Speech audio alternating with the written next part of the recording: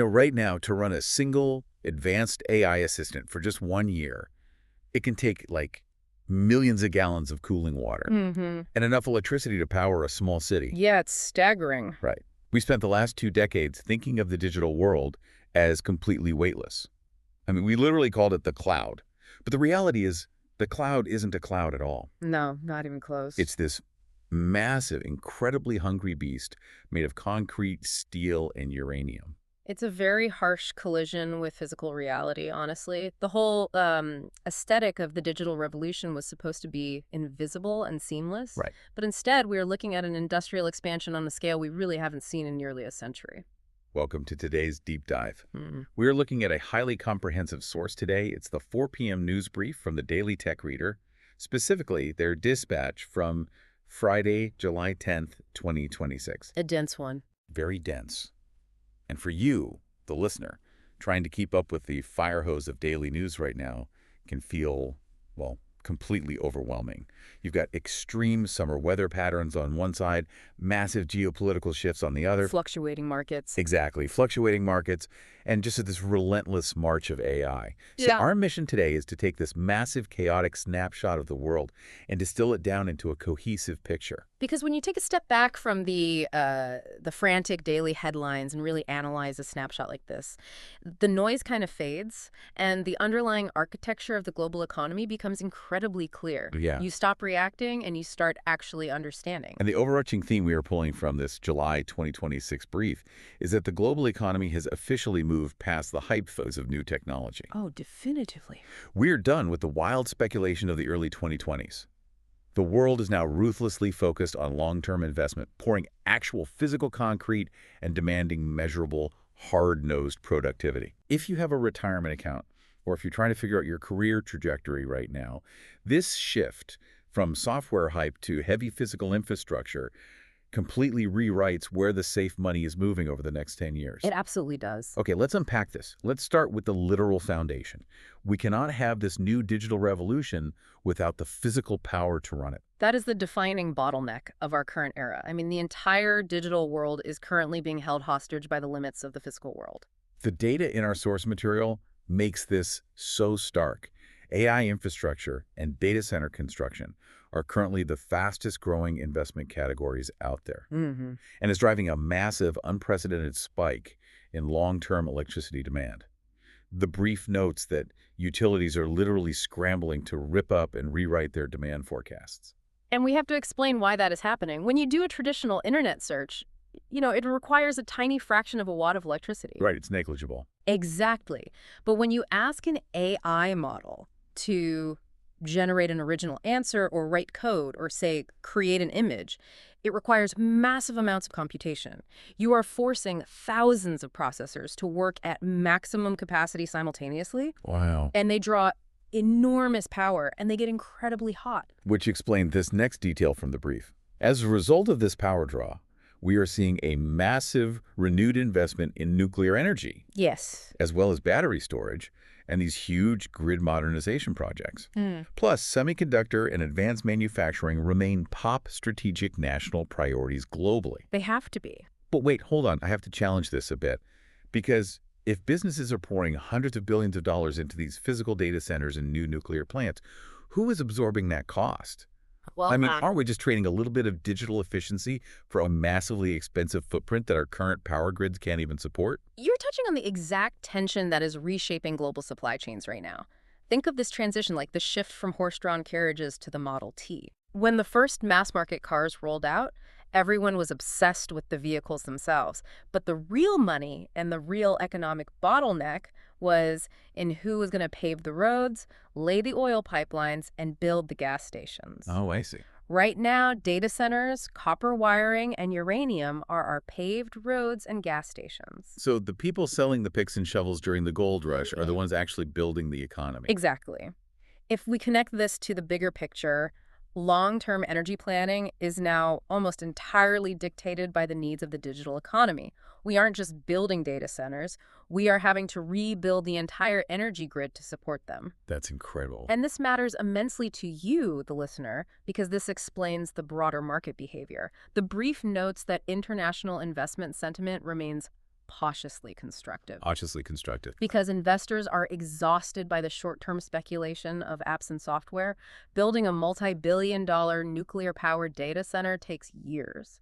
It locks in capital, it creates thousands of physical jobs, and it guarantees long-term demand. It completely grounds the digital economy in physical reality. Okay, that makes perfect sense of the physical infrastructure. Which brings us to how this expensive new tool is actually being utilized. Because we're spending billions building the physical house for AI, but what is it doing inside that house? Right. What's the actual ROI? Exactly. Enterprise AI adoption has expanded rapidly, but the tone in this July 2026 brief has completely changed from just a few years ago. AI is no longer a quirky emerging tech experiment where we ask it to write funny poems. No, not at all. It is foundational business infrastructure. It is being treated like the plumbing or the HVAC system in an office building. It just has to work seamlessly and invisibly. Right.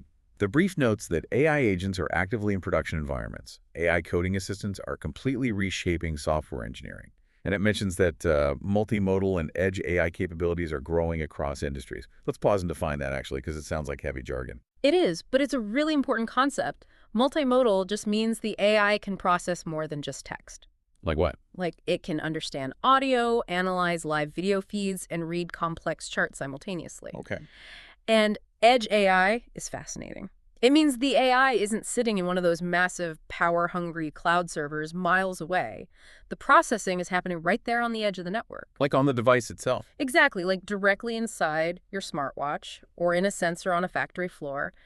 It's faster, it works without an internet connection, and it's much more private. That explains why it's becoming so foundational. But crucially, the brief highlights that organizations are now demanding measurable business outcomes. They want operational maturity and reliability above all else. Employers are focused on raw productivity, continuous learning, and skills-based hiring. And all of this while maintaining stable hybrid work patterns. Yeah, the dust has settled on remote work. And because this tech is now touching every vital system, cybersecurity teams are on high alert. There's robust spending in that sector as a direct result. The honeymoon phase is definitively over. A business doesn't want a chatbot that hallucinates a fake legal precedent or, invents a fake product feature. Definitely not. They want operational excellence. They need it to process payroll or monitor a global supply chain without a single error. Here's where it gets really interesting, though. It brings up a massive blind spot, and I have to ask you about this. Okay, go for it. If every organization is measuring AI strictly through productivity improvements and operational efficiency, are we risking turning modern knowledge work into a hyper-optimized digital assembly line? Yeah. I mean, if the AI is writing the code, drafting the emails, and summarizing the meetings, are we just becoming middle managers for algorithms? Is human creativity being sidelined for efficiency? You're entirely right to be worried about that. And honestly, in some companies, that digital assembly line is exactly what is happening, and it's miserable for the workers. Yeah, I bet. But the data in the brief suggests it's a divergence. It explicitly notes that continuous learning remains a competitive advantage. The organizations that are actually thriving aren't the ones turning their employees into, meat robots to oversee algorithms. Right. They are the ones using AI to automate the rote administrative tasks so humans can focus on complex, creative problem solving. So the goal isn't replacing the human, it's clearing the human's desk. Precisely. Furthermore, that demand for reliability is exactly why cybersecurity spending is through the roof. When AI was a toy, a glitch was funny. Yeah, as a meme. Right. Now that it runs logistics and writes banking software, a glitch or a hack is catastrophic. This shift toward demanding reliability represents a deep maturity in the tech cycle. It's the final transition from a novelty to an industrial tool. So we've got nations having to rebuild their physical power grids, and corporations deploying this operational AI into their core plumbing. Yeah. When you put that much money and power on the board, it inevitably creates massive friction on the global stage. Absolutely. Which brings us to the geopolitical sandbox. Geopolitics and technology are no longer separate conversations. The tech sector is the geopolitical sandbox now. And the global news from this brief paints a highly complex picture. AI leadership is now a major geopolitical priority as governments try to balance economic growth with national security. That's a delicate balance. The brief actually pulls an example from its archives to contextualize this.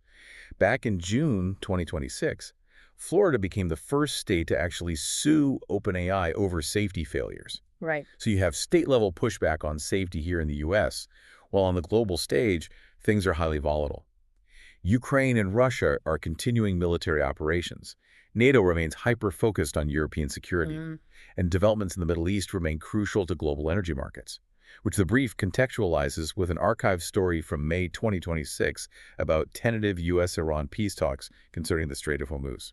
Now, it's vital to note here, especially for you listening, that as we discuss these global conflicts and political lawsuits, we are looking purely at the facts reported in the source material to understand the economic impacts. Exactly. We are not endorsing any geopolitical strategies or taking sides in state lawsuits. Our goal is strictly to observe how these massive variables impact global stability, energy prices, and supply chains. Exactly. We are just looking at the board as it is laid out today. Right. Meanwhile, the brief notes that international shipping remains surprisingly steady. Though, speaking of physical reality intruding on our digital world, authorities recently uncovered a massive 2,000-foot drug tunnel between the U.S. and Mexico. Wow. Yeah. It's a stark reminder of the ongoing complexities of physical borders. It perfectly underscores the theme of the day, really. We spend all our time talking about invisible AI networks, but the physical border still requires massive physical policing. Yeah. A 2,000-foot concrete tunnel reminds us that the physical world is still where the majority of human conflict and commerce actually takes place. It really grounds the conversation. And looking at the financial markets in the brief, we see this tension reflected. Treasury yields are the key indicators everyone is watching right now. Gold is reflecting geopolitical caution, and Bitcoin is trading within recent ranges. Let's quickly clarify Treasury yields for anyone who doesn't track bond markets. Please do. A Treasury yield is essentially the interest rate the U.S. government pays to borrow money. When those yields are high, it means investors can get a great risk-free return just by lending to the government. Okay. So they pull their money out of risky tech stocks and put it into safe government bonds. It's a barometer for how nervous the market is. And they are clearly hedging their bets right now. But I want to stop you right there, because looking at this global picture, I see a massive contradiction. Oh. How can the U.S. or any single country maintain unified AI leadership on the global stage when local governments, like Florida, are simultaneously suing these exact same tech giants over safety? I mean, it seems incredibly fractured. This raises an important question, and honestly, it's one of the most important dynamics of the 21st century. What we are seeing is a real-time fracture. Yeah. The federal government needs AI to be as powerful and unrestricted as possible to outpace foreign adversaries. I mean, it is a race for national security. Right. But state and local governments are slamming on the brakes to protect their local citizens from the unintended consequences of that exact same power. They are walking an impossible tightrope. Exactly. The tension between a local safety lawsuit and the national push for AI supremacy is a feature, not a bug, of a democratic system trying to digest a paradigm-shifting technology. That makes a lot of sense. And as you mentioned, you see this exact same duality reflected in the financial markets. It's fascinating. Investors are seeking traditional safe havens like gold due to geopolitical caution, the wars, the border complexities, while simultaneously pouring vast amounts of capital into industrial modernization and digital infrastructure. They are terrified of the chaotic present, so they buy gold, while aggressively investing in the automated future. Which brings us to the final, and I think most important part of this deep dive. After looking at heavy geopolitics, corporate earnings, and thousands of tons of concrete, we have to zoom back out. We do. What does this all mean for the actual human experience? All this geopolitical tension over AI chips might make it sound like we're living in a cyberpunk dystopia. But when you look at the science and culture sections of this brief, human nature hasn't changed at all. Because ultimately, all of this infrastructure, the nuclear plants, the data centers, the algorithms, it only matters in how it impacts humanity's daily life. And the science and health data here is just astounding. AI is accelerating scientific discovery, precision medicine, and drug discovery at a breakneck pace. AI-assisted diagnostics and remote patient monitoring are expanding. And this is vital because the brief notes we are still facing serious healthcare workforce shortages. Right, and let's look at how that works. If a hospital is short-staffed, they can't have a nurse checking a patient's vitals every 15 minutes. No, it's impossible. But with AI remote monitoring, algorithms continuously analyze the patient's heart rate, blood pressure, and respiratory patterns in real time. Wow. The AI doesn't replace the doctor. It acts as an early warning system, alerting the skeleton crew only when a human intervention is actually needed. It is literally filling the gap in human staffing. That is so practical. And outside of health, NASA is prepping for the Artemis mission to the moon.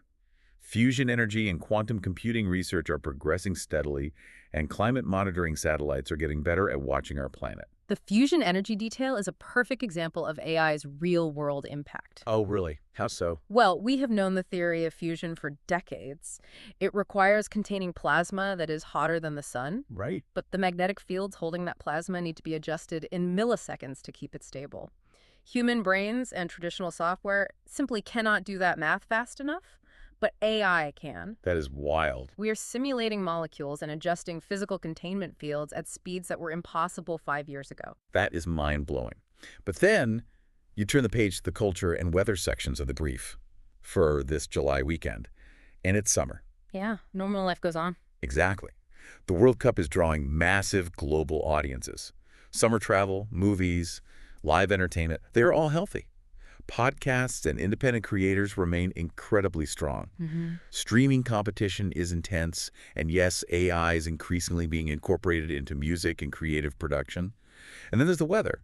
The West Coast is pleasant. The Southwest is dealing with its established brutal summer heat. As usual. As usual. Thunderstorms are rolling across the central U.S. and the Southeast, while the Northeast is enjoying a comfortable weekend.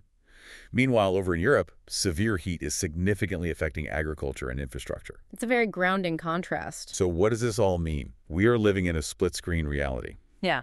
On one side of the screen, we have autonomous transportation, lunar exploration planning, and AI adjusting plasma fields to create fusion energy.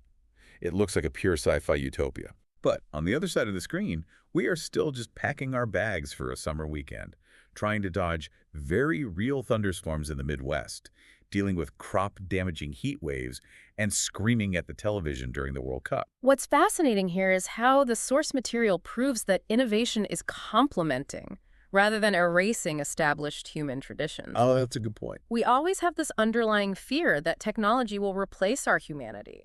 But look at the data.